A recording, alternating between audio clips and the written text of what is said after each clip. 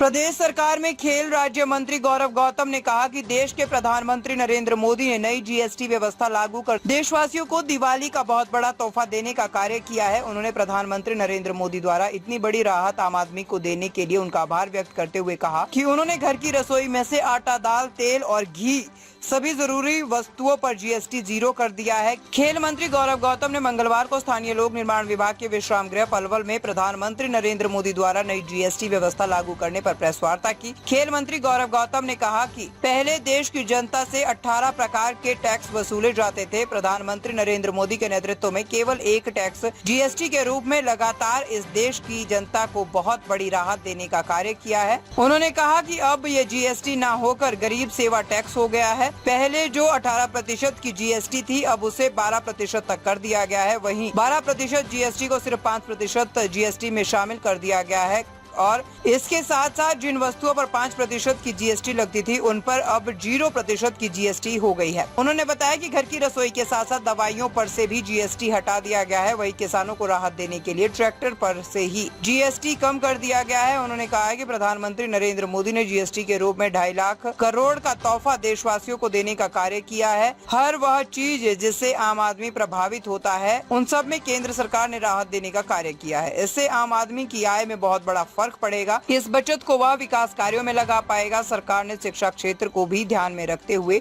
किताब से लेकर पेंसिल तक के सामान को टैक्स फ्री कर दिया है। इस जीएसटी रिफॉर्म से आमजन को काफी राहत मिलेगी। उन्होंने कहा है कि प्रधानमंत्री नरेंद्र मोदी ने जीएसटी में ये राहत उपलब्ध करवाकर हर घर में खुशहाली लाने का कार्य किया है। इससे आम आदमी की अधिक से अधिक बचत होगी और उनको काफी राहत मिलेगी। इस अवसर पर पूर्व शिक्षा मंत्री सीमा त्रिखा ने नई जीएसटी व्यवस्था लागू कर देशवासियों को दीपावली के त्योहार से पहले इतना बड़ा तोहफा देने पर आभार व्यक्त करते हुए कहा कि इससे देश की महिलाओं को बहुत बड़ी राहत मिलेगी। इसके लिए उन्होंने प्रधानमंत्री नरेंद्र मोदी का बारंबार धन्यवाद और आभार व्यक्त किया।